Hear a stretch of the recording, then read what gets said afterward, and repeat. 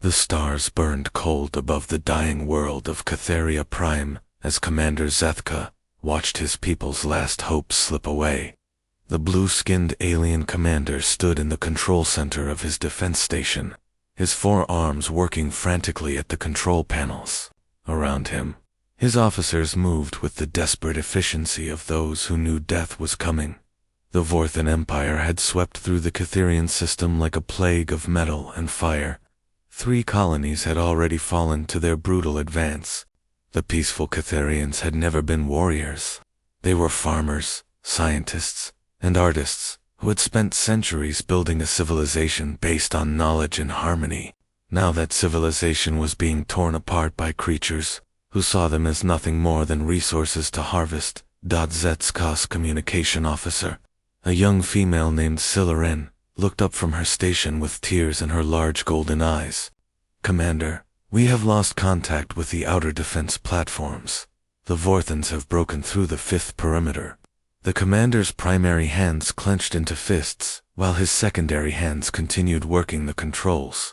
He had been a teacher before the war, instructing young Catherians in the arts of space navigation.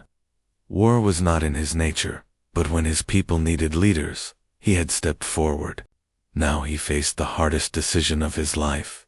How long until they reached the civilian evacuation centers? He asked, though he already knew the answer would bring no comfort. 6 hours, maybe 7 if we can slow them down, replied his tactical officer, an older male whose normally calm demeanor had cracked under the strain of endless defeat. Zethka closed his eyes and reached a decision that would change the galaxy forever. Send the distress signal to all known spacefaring species. Tell them we are dying and ask for any help they can spare. The communication officer's hands trembled as she worked. "Commander, most species will not risk war with the Vorthans for strangers. The Altarians have already refused our plea. The Centauri Union sent only sympathy and wishes for our peaceful passing." "Then we try the humans," Zethka said quietly. A hush fell over the control center. The humans were a relatively new species in galactic terms, having only achieved faster-than-light travel within the last century. Most established civilizations viewed them as primitive newcomers, barely worth notice. They had no great trade networks, no ancient alliances, no reputation for military might. They were simply there, quietly building their small colonies, and keeping to themselves. "The humans, Commander?" Silarin asked, with doubt in her voice. "They have only been in space for such a short time. What could they possibly do against the Vorthon Empire?" Zethka had no answer to that question. Intelligence reports about humans were scarce and contradictory. Some described them as peaceful explorers, while others mentioned rumors of fierce fighting during their expansion. The truth was, nobody in the galaxy really knew what humans were capable of when pressed. "Prepare the message," he ordered. "Address it to their military command on the world they call Earth." The message that went out into the void was simple and desperate. It spoke of a peaceful people facing extinction, of children who would never see another sunrise, of a civilization that had spent 1,000 years building beauty only to watch it burn. The words carried the weight of an entire species facing its final hours. "Message sent," Commander Silarin reported. "It will take approximately 4 hours to reach Earth through the relay network." Zethka nodded and turned back to his tactical displays. The Vorthan fleet advanced like a wall of death, their massive warships bristling with weapons designed for one purpose: the complete destruction of anything that stood before them. Warmaster Thekmor, the Vorthan commander, had made his intentions clear in his broadcasts to the Catherian people. There would be no surrender, no mercy, no survivors. Meanwhile, far across the galaxy on the blue-green world of Earth, Admiral John Carter was reviewing fleet deployment reports in his office at United Earth Command. The middle-aged officer had gray hair and tired eyes that had seen too many battles during humanity's expansion into space. He was a Korea military man who had worked his way up from a simple ship's officer to Commander of Humanity's Space Forces. The communication alert chimed, and his aide, Lieutenant Commander Ryan Brooks, entered with a datapad. "Sir, we've received a priority distress signal from the Catherian system. It's a plea for military assistance." Carter took the pad and read the message. His expression grew grim as he absorbed the details of the Catherian situation. Images accompanied the text, showing burning cities and fleeing civilians. The faces of alien children stared out from the display, their eyes wide with terror. "What do we know about this Fourth Empire?" Carter asked. Brooks pulled up additional files. "They're a militaristic species that has been expanding aggressively for the past 50 years. They practice total warfare, leaving no survivors when they conquer a system. Intelligence suggests they have a fleet of approximately 2,000 combat vessels." Carter stood and walked to the window, looking out at the orbital shipyards where humanity's fleet was stationed. Ships of every size and class floated in organized formations, their hulls gleaming in the light of Earth's sun. The sight filled him with a mixture of pride and determination. "Sir," Brooks continued, "the Catherians are asking for any help we can spare. They probably expect a patrol ship, or maybe a small squadron at most. No one in the galaxy really knows the full extent of our military capabilities." Carter turned back to his aide with a look that would have made a Vorthan warrior step back. "Then it's time they learned what humans do when innocent people call for help. Issue the order to all fleet commanders. Full mobilization. Every ship, every crew, every weapon we have. We're going to Catherian space, and we're going in force." Brooks stared at his commander in amazement. "Sir, are you ordering the entire fleet to respond to this distress call?" "That's exactly what I'm ordering," Carter replied. "Get me Captain Lisa Morgan of the UES Defiant.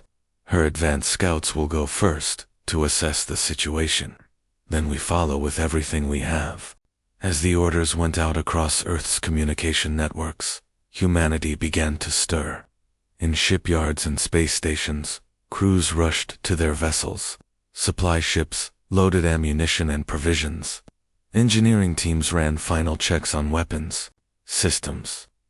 The mobilization was swift and total, driven by something deeper than military duty. Humanity had learned long ago that when good people called for help, you answered with everything you had. It was a lesson written in the history of their homeworld, carved into their collective memory by countless wars against tyranny and oppression. Now, faced with the plea of a dying civilization, that lesson would be applied on a galactic scale. The message from Catheria had expected a token response from a minor power. What it would receive instead was the full fury of a species that had never learned to ignore the cries of the innocent. The galaxy was about to discover that when humans came to help, they didn't send a ship, they sent everything. War Master Thekmore stood on the bridge of his flagship, the massive dreadnought Bone Crusher, watching the final bombardment of Catheria 7 through the viewing ports. The gray-skinned Vorthan commander was a mountain of muscle and scars, his 4 red eyes gleaming with satisfaction as another city vanished in nuclear fire. His thick hide bore the ritual scars of 100 victories, each one a testament to a world that had fallen before his fleet. "Excellent work, Sub," Thekmore growled to his second-in-command, a smaller but equally vicious Vorthon named Klexvor. The harvesting crews report good yields from the industrial sectors. The Catherians built their infrastructure well. Klexvo nodded, his own eyes fixed on the destruction below. "The population centers are almost completely cleared, War Master. Our ground forces estimate another 6 hours before the planet is ready for full resource extraction." The Vorthan way of war was simple and efficient. They swept through star systems like locusts, taking everything of value and leaving nothing behind. Planets were stripped of their resources, populations were eliminated, and entire civilizations were erased from existence. It was a method that had brought them control over dozens of star systems and made them one of the most feared powers in the galaxy. What of the remaining Catherian forces? Thekmor asked, though he already knew the answer would bring him pleasure. Scattered. And broken, War Master? Their defense fleet was destroyed in the opening hours of our assault. The few survivors are hiding in the asteroid fields, but they pose no threat to our operations. Thekmor allowed himself a moment of satisfaction. The Catherians had been even easier to defeat than his intelligence officers had predicted. Their peaceful nature had made them weak, unprepared for the reality of total war. It would be another quick victory for the Vorthan Empire, another star system to add to their growing dominion. War Master, called out the communications officer from his station. We are receiving reports from our deep space sensors. There appears to be some kind of disturbance in hyperspace, approximately 12 light-years from our position. Thekmor turned his attention to the sensor displays. The readings showed the familiar energy signatures of ships traveling faster than light, but something about the patterns seemed unusual. How many vessels? The communications officer worked frantically at his controls, his expression growing confused. The readings are unclear, War Master. The energy signatures are unlike anything in our databases. They could be sensor echoes, or perhaps some kind of natural phenomenon. Or perhaps the Catherians have friends we don't know about, Klexvor suggested. Intelligence reports mentioned they had sent distress calls to other species. Dektra dismissed the concern with a wave of his massive hand. Let them come. No species in this sector has the strength to challenge the Vorthan Empire. We will crush whoever responds to their pathetic plea for help. Far away in the depths of space, the first human ships were indeed racing toward the Catherian system. Captain Lisa Morgan stood on the bridge of the UES Defiant, her brown hair tied back in a practical ponytail as she studied the tactical displays. The Defiant was a fast attack cruiser, designed for reconnaissance and quick strikes. It was perfect for the mission Admiral Carter had given her. Get to Catherian space, assess the situation, and prepare the way for the main fleet. Captain, we're receiving updated intelligence from Earth Command, reported her communications officer, Lieutenant Kevin Scott. The Vorthan fleet is estimated at 2,000 combat vessels, all heavily armed and designed for planetary bombardment. Morgan nodded grimly. The numbers were daunting, but she had faith in her orders, and in the fleet that would follow. What's our ETA to the Catherian system? 18 hours at current speed, Captain, replied her navigation officer, Commander Rachel Turner. The advanced squadron should arrive approximately 6 hours behind us. Behind them, stretched across dozens of light-years, the greatest military mobilization in human history was underway. Admiral Carter had kept his word, and every available ship in the human fleet was racing toward the sound of battle. Massive dreadnoughts that could crack planets traveled alongside nimble destroyers and fighters. Supply ships and medical vessels followed in their wake, prepared to support what could become the largest battle humanity had ever fought. On the bridge of the flagship UES Liberty, Admiral Carter reviewed the final deployment orders with his staff. The gray-haired commander had seen action during the brutal wars of human expansion, but nothing had prepared him for the scale of this operation. Around him, his officers worked with the quiet efficiency of professionals who knew that millions of lives hung in the balance. Captain Danny Phillips reports that the heavy cruiser squadron is ready for combat operations, reported Lieutenant Commander Ryan Brooks. Commander Amy Watson confirms that all carrier groups are at full readiness. Carter nodded and turned to his tactical officer, a sharp-eyed woman named Major Tony Clark. What's our assessment of Vorthan combat doctrine? They rely on overwhelming firepower and numerical superiority, Clark replied. Their ships are built for bombardment rather than ship-to-ship combat. They've never faced an enemy that could match their technological level or tactical flexibility. Then they're about to learn something new, Carter said quietly. Signal, all fleet commanders. We go in hard and fast. No warnings, no negotiations. The Vorthans made their choice when they decided to commit genocide. The human fleet was unlike anything the galaxy had ever seen. where other species built their military forces around the concept of acceptable losses and limited engagement, humans had developed a doctrine of total commitment. When they went to war, they went with everything they had, driven by a warrior spirit that had been forged in the fires of their homeworld's violent history. Meanwhile, in the Catherian system, Commander Zethka waited for a response to his distress signal. His people continued their desperate evacuation efforts, moving civilians from the outer colonies to supposedly safer positions deeper in the system. But everyone knew it was only a matter of time before the Vorthans reached them. "Commander," Silerin called out from her station, "we're detecting hyperspace disturbances at the edge of our sensor range. Something is coming." Zethka felt a flicker of hope.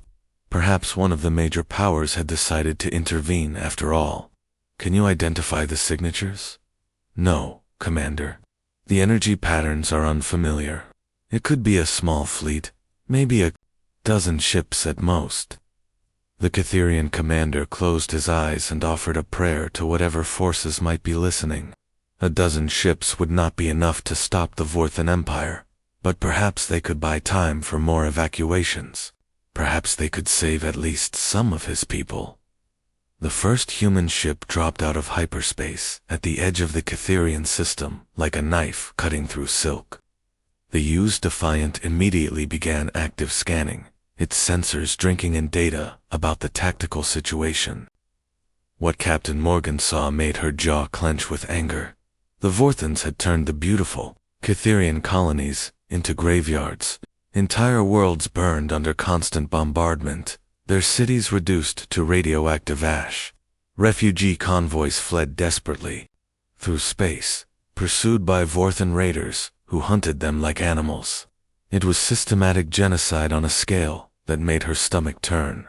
"Captain," Lieutenant Scott reported, "we're receiving a transmission from the Catherian Defense Command. They're welcoming us and asking about the rest of our fleet." Morgan smiled grimly. "Tell them that help is on the way. And signal Earth." "Command."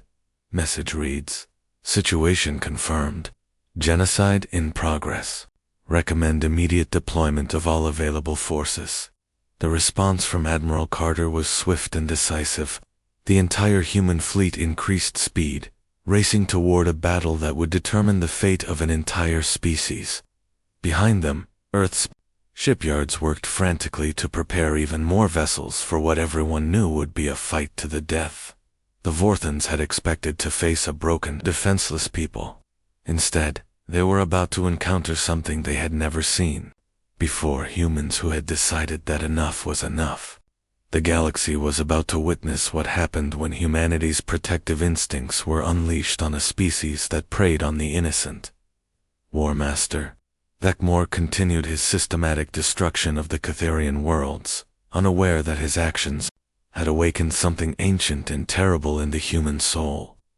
The storm was gathering, and soon it would break upon the Vorthan Empire. With the full fury of a species that had never learned to abandon those who called for help. The first sign that something extraordinary was happening came from the deep space monitoring stations at the edge of the Catherian system. Sensor operator Yenthkol, a nervous young Catherian male, stared at his displays with growing confusion.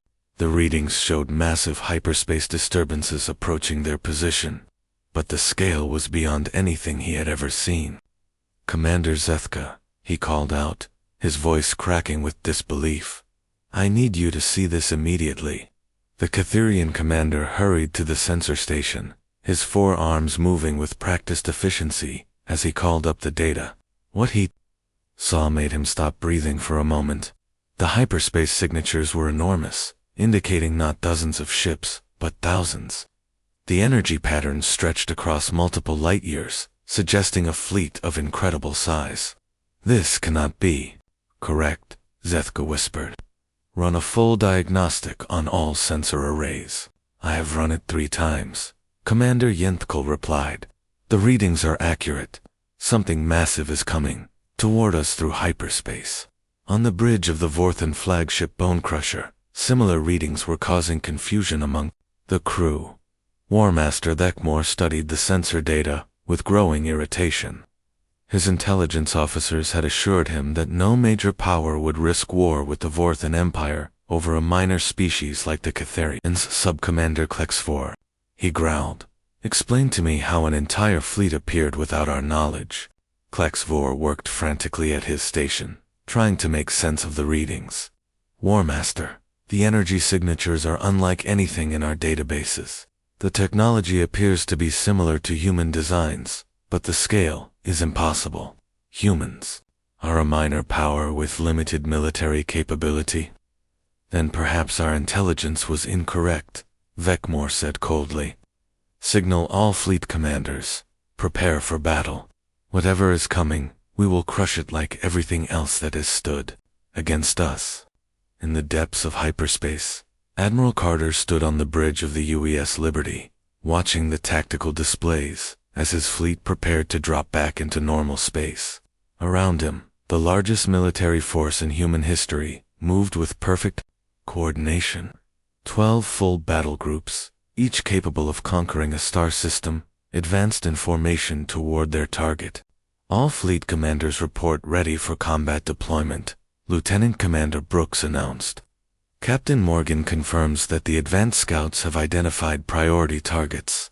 Carter nodded, his gray eyes fixed on the display showing the Catharian system. Intelligence reports from the UES Defiant painted a picture of systematic genocide that had strengthened his resolve. The Vorthans had made their choice, and now humanity would show them the consequences. Signal all ships, Carter ordered. Prepare for immediate combat operations upon arrival. No quarter will be given to forces engaged in genocide. The human fleet began its final approach to the Catharian system. What happened next would be remembered as the moment when humanity announced its presence to the galaxy, not with words or diplomacy, but with the thunder of 10,000 warships dropping out of hyperspace in perfect formation. The first ships to arrive were the advanced scouts, led by Captain Lisa Morgan in EU's Defiant. They emerged from hyperspace like deadly shadows, immediately engaging the Vorthan raiders that were pursuing Catharian refugee convoys. The precision of their attack was devastating. Human weapons, designed for maximum efficiency, tore through Vorthan shields and armor with contemptuous ease. Target the lead raider, Morgan ordered, her voice calm despite the chaos around her. All batteries, concentrated fire. The Vorthan vessel, a heavy cruiser that had been methodically destroying an evacuation transport, suddenly found itself under attack by weapons unlike anything it had encountered. Human plasma cannons and missile systems, perfected through decades of warfare, punched through its defenses in seconds. The raider exploded in a brilliant flash of light, its destruction sending a clear message to the Vorthan fleet. But the scouts were only the beginning. Behind them, the main human fleet began to arrive in waves that defied comprehension. Massive dreadnoughts appeared first, their hulls bristling with weapons designed to crack planets. Battlecruisers followed, their sleek forms built for speed and firepower. Destroyers, frigates, and support vessels filled the space between the larger ships, creating a wall of metal and death that stretched across the entire system. Captain Danny Phillips, commanding the heavy cruiser squadron from the UES Thunder, watched in amazement as ship after ship dropped out of hyperspace around him. "I've never seen anything like this," he muttered to his executive officer. "We brought everything." Commander Amy Watson, aboard the carrier Hughes Valkyrie, was already launching fighter squadrons to provide cover for the Catharian evacuation efforts. All squadrons, priority target designation, any Vorthan vessel threatening civilian craft. Show them what human pilots can do. The fighters that screamed out of the human carriers were unlike anything the galaxy had seen, where other species designed their craft for specific roles. Human fighters were built for adaptability and pilot skill. They moved through space with an agility that seemed to defy physics. Their weapons systems integrated with targeting computers that had been refined through countless battles. Captain Kevin Scott led the first wave of fighters, his squadron diving toward a group of Vorthan ships that were bombarding a Catherian colony. The attack was swift and merciless. Human fighters, piloted by men and women who had trained their entire lives for this moment, tore through the Vorthan formation like wolves among sheep. On the surface of Catheria Prime, Commander Rachel Turner coordinated the establishment of defensive perimeters around population centers. Human ground forces, equipped with power armor and weapons that could level city blocks, took up positions alongside grateful Catherian defenders. The sight of human soldiers, tall and grim-faced behind their faceplates, gave the alien civilians hope for the first time in weeks. But it was the arrival of Admiral Carter's flagship that truly demonstrated the scale of humanity's response. The UES Liberty was a titan among warships, a vessel designed to serve as the command center for entire fleets. As it settled into formation at the center of the human armada, its presence seemed to stabilize the very fabric of space around it. War Master Beckmore stared at the tactical displays on his bridge, his 4 red eyes wide with disbelief. The humans had not sent a patrol ship or a small squadron as he had expected. They had sent their entire military force, a fleet so large that his sensors could barely track all the individual vessels. How many ships? He demanded, his voice carrying a note of fear for the first time in his military career. Approximately 10,000 combat vessels, War Master, Klexvor replied, his own voice trembling. The formation includes dreadnoughts, battle cruisers, carriers, and support ships. Their technology appears to be significantly more advanced than our intelligence suggested. Beckmore felt something he had not experienced in decades: uncertainty. The Vorthan Empire had built its reputation on overwhelming force and superior numbers. Now they faced an enemy that had brought both of those advantages to bear against them. "Signal all fleet commanders," he ordered. "Prepare for battle. We will show these humans what happens when they challenge the Vorthan Empire." But even as he gave the order, Beckmore knew that everything had changed. The systematic genocide of the Catherians had been routine, another easy victory in a long series of conquests. Now it had become something else entirely. The catalyst for humanity's entrance onto the galactic stage. Commander Zethka stood in his command center, watching through the viewports as human ships moved into protective positions around the remaining Catherian worlds. The sight was overwhelming in its scope and beauty. Ship after ship, each one larger and more powerful than anything in the Catherian defense fleet, took up positions with military precision. Commander Silaren called out. From her station, "We are receiving a transmission from the human flagship." The view screen activated, showing the bridge of the UES Liberty. Admiral Carter appeared, his gray hair and lined face speaking of years of command experience. When he spoke, his words carried the weight of absolute authority. "Commander Z, I am Admiral John Carter of the United Earth Fleet. We received your distress call, and we have come to render assistance. Please coordinate with our ships to ensure the safety of your civilian population." Zethka found his voice after a moment of stunned silence.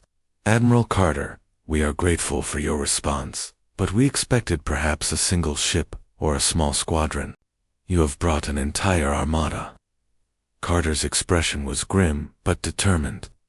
"Commander, when innocent people call for help, Earth does not send a ship. We send everything we have. The Vorthan Empire has committed genocide against your people. That ends now." The transmission ended, leaving the Catherian command center in stunned silence. Around them, the human fleet continued to deploy, each ship taking up position in a formation that spoke of centuries of military experience and doctrine. The galaxy was about to witness what happened when humanity decided that enough was enough. The largest space battle in galactic history began, not with grand declarations or formal challenges, but with a simple order from Admiral Carter aboard the UES Liberty. "All ships, commence Operation Righteous Fury. Protect the innocent and eliminate all Vorthan forces." The human fleet moved with a precision that spoke of centuries of military evolution. Ships that had been scattered across the system suddenly formed into attack formations, their movements coordinated by a command structure that had been refined through countless battles. The sight was magnificent and terrifying as 10,000 human warships prepared to unleash their full power against the Vorthan Empire.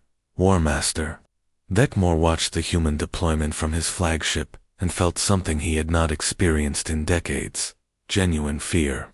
The Vorthan fleet, which had seemed so powerful when facing the defenseless Catherians, now looked small and vulnerable against the massive human armada. His 2,000 ships were heavily armed and built for destruction, but they were outnumbered 5-1 by an enemy whose capabilities were still unknown. All fleet commanders, this is Warmaster Vecmore, he broadcast across the Vorthon communication network. The humans have made a grave mistake by challenging our empire. Show them the price of defying Vorthan's superiority. The Vorthan fleet moved to engage, their massive ships bristling with weapons designed for planetary bombardment. Their doctrine was simple: overwhelm the enemy with firepower and accept whatever losses were necessary for victory.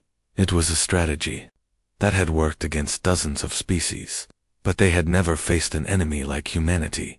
Captain Lisa Morgan, still commanding the advanced scouts in the EU's Defiant, was the first to engage the enemy. Her ship, along with a squadron of destroyers, intercepted a Vorthon battle group that was moving to attack the Catherian evacuation centers. The engagement was swift and brutal. All batteries target the lead dreadnought, Morgan ordered. Show them what human weapons can do. The Defiant's plasma cannons opened fire, their brilliant beams cutting through space to strike the Vorthan vessel.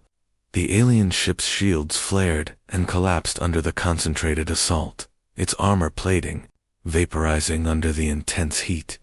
Human weapons, designed for maximum efficiency, proved devastatingly effective against Vorthan technology, but the Vorthans were not helpless.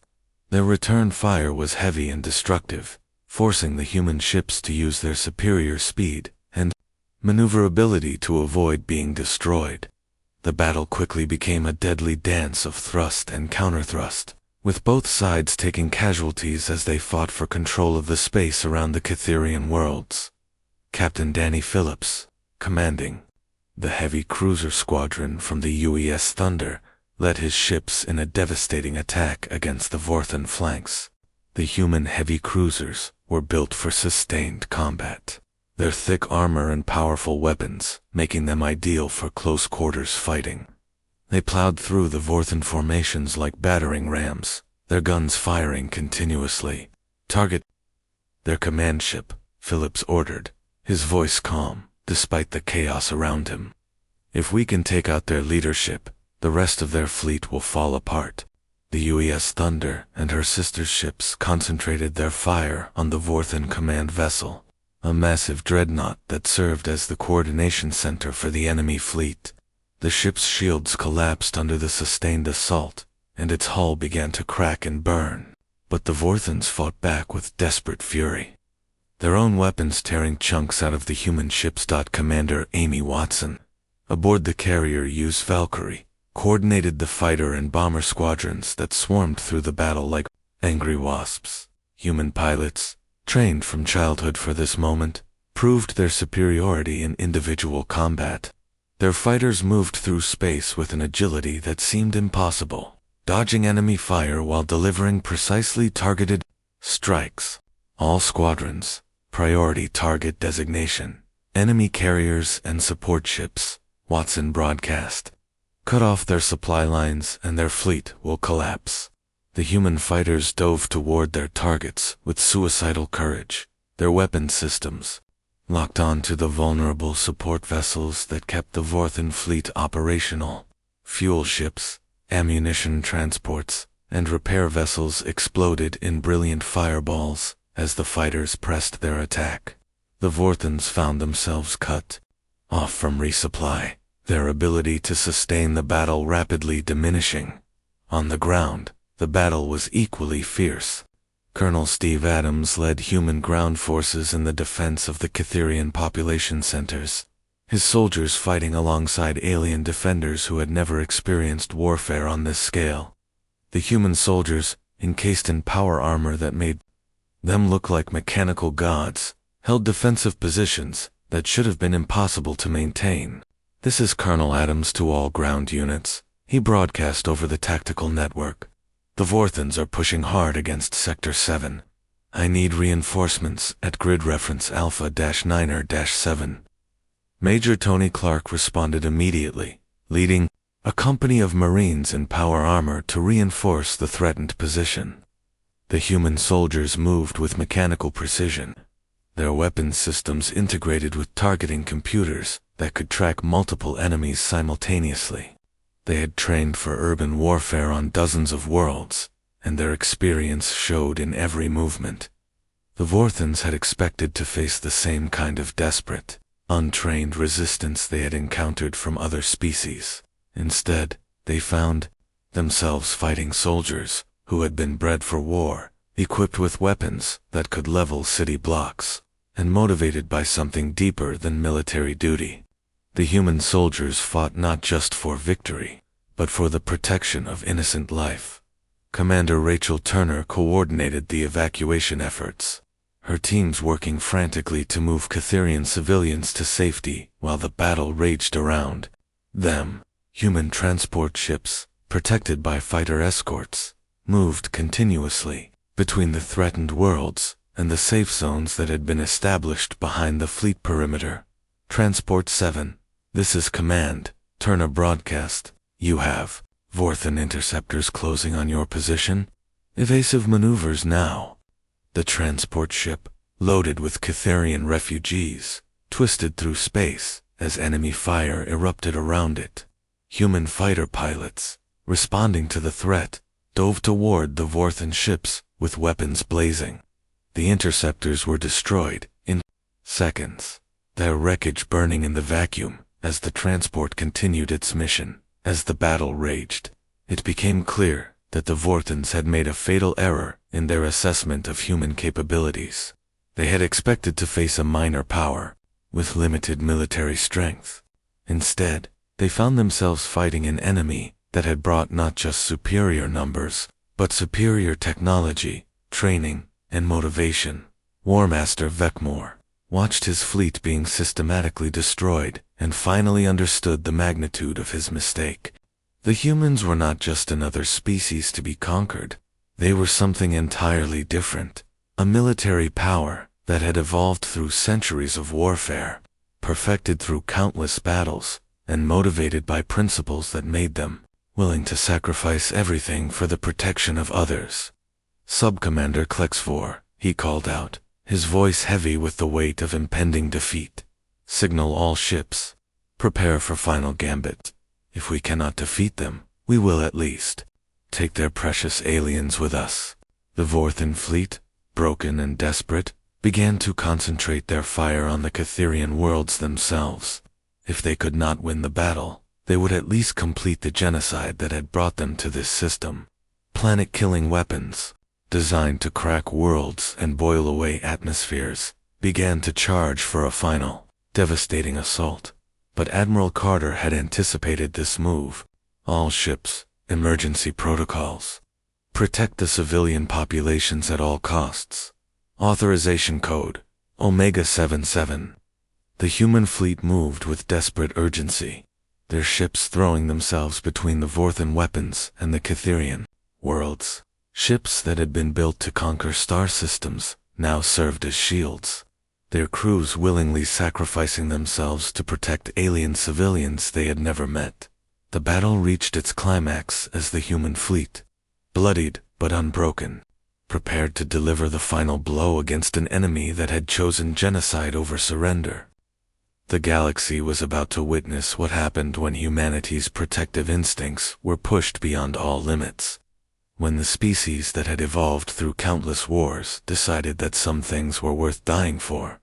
The Vorthan Empire, which had terrorized the galaxy for decades, was about to learn that they had made one final, fatal mistake.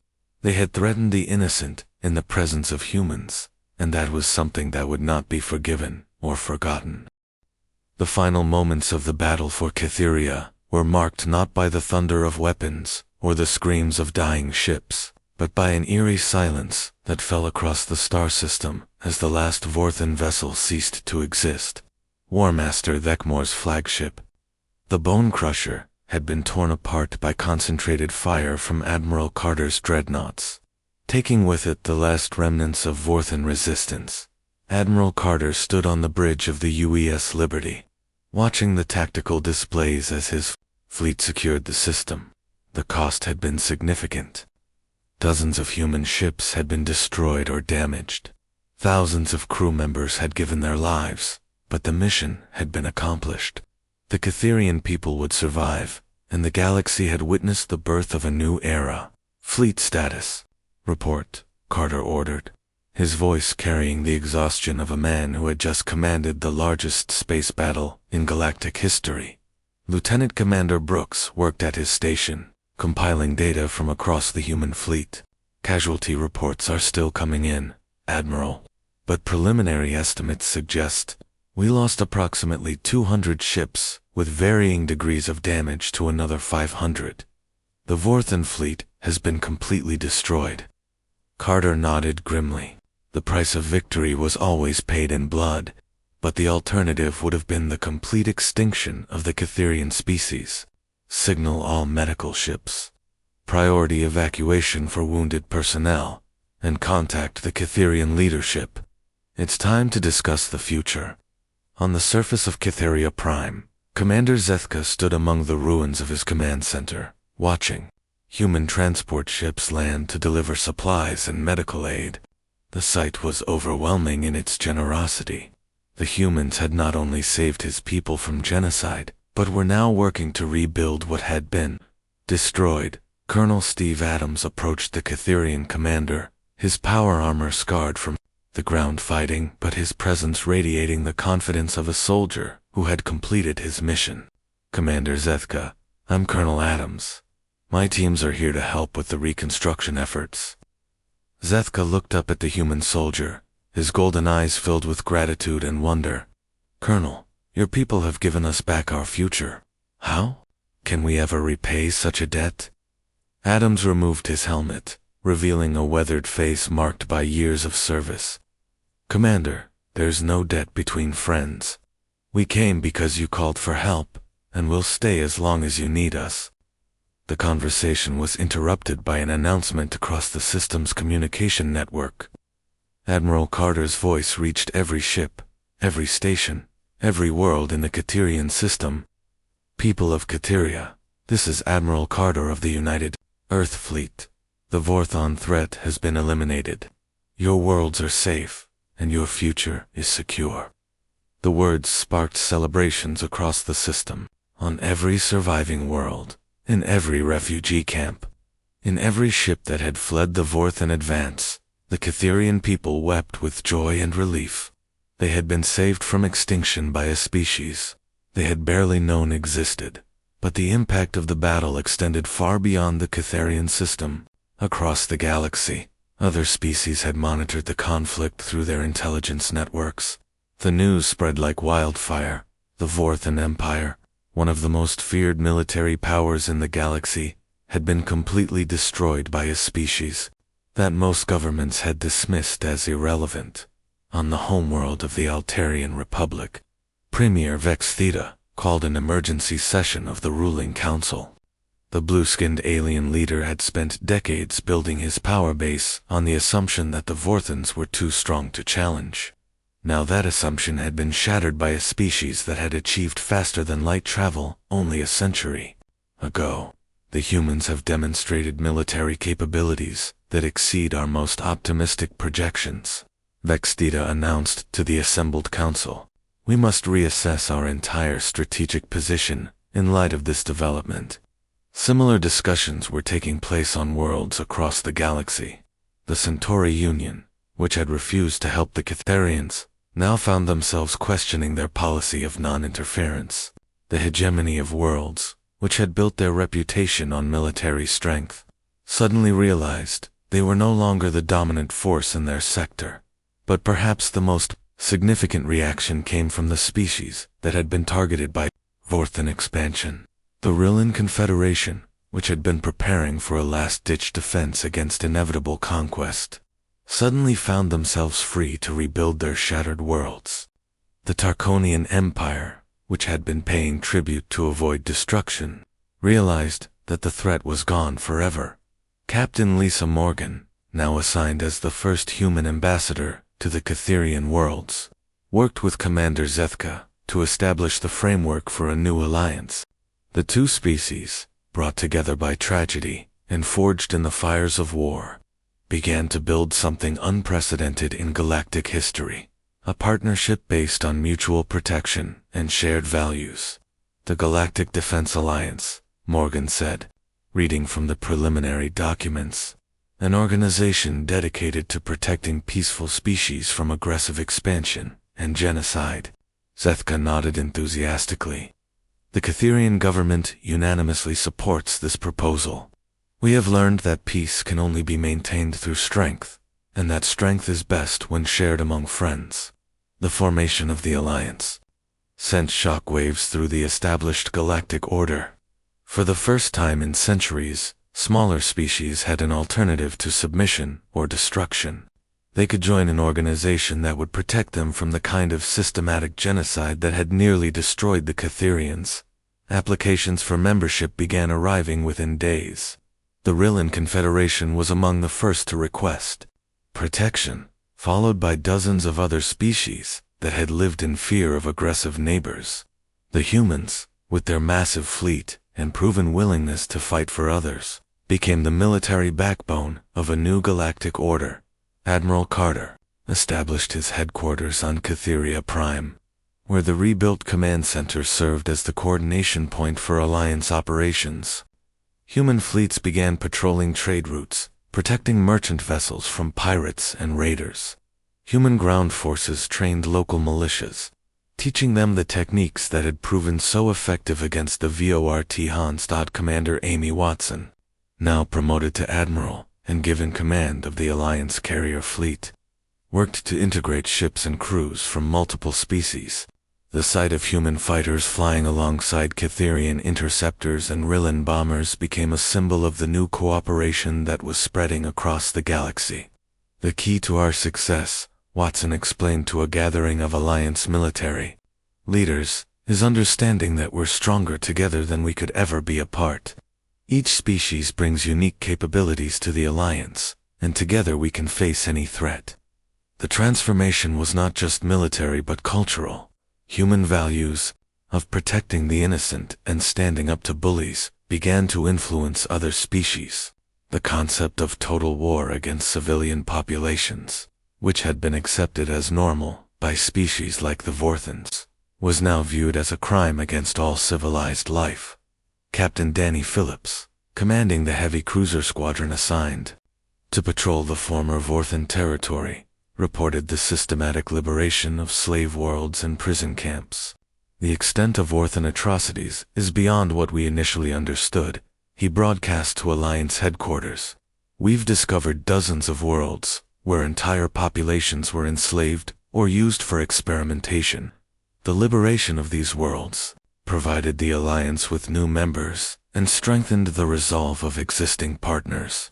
Each freed population became a testament to the importance of the Alliance's mission and the necessity of preventing future genocides. As the first year of the Alliance drew to a close, Commander Zethka stood before a gathering of representatives from 47 species. The Catherian commander, now serving as the Alliance's first Secretary General, looked out at the assembled delegates with pride and determination. 1 year ago, my people faced extinction, he began, his voice carrying across the great hall.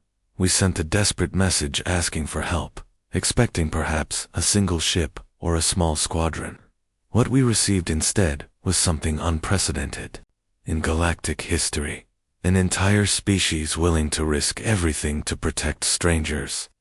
The delegates listened in respectful silence as Zethka continued. The humans taught us that strength without compassion is tyranny, but compassion without strength is helplessness. The Alliance represents the marriage of these two concepts, the creation of a force that can protect the innocent while remaining true to the values that make civilization worth preserving. Admiral Carter, sitting among the human delegation, felt a deep satisfaction as he watched the proceedings. The battle for Catheria had been won with weapons and ships, but the war for the soul of the galaxy was being won with ideals and cooperation. The meeting concluded with the signing of the Catherian Accords, a document that formally established the principles of the Alliance and committed all member species to the protection of innocent life.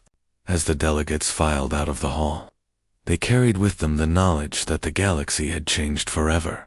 The age of predatory empires and unchecked aggression was ending. In its place, a new order was emerging based on the radical idea that all sapient life had value and that the strong had a duty to protect the weak. It was a concept that had been born on a small blue world at the edge of the galaxy, carried across the stars by humans who had never learned to ignore the cries of the innocent. As Admiral Carter returned to his quarters that evening, he reflected on the journey that had brought humanity to this moment. They had started as a minor power on the galactic stage, unknown and underestimated. Now they were the guardians of a new age, the protectors of civilizations they had never heard of. A year ago, the message from Catheria had asked for help, and humanity had answered with everything they had. In doing so, they had not just saved one species from extinction, but had planted the seeds of a galactic civilization based on justice, compassion, and the unwavering belief that when good people called for help, the answer should always be the same. We are coming, and we are bringing everything we have.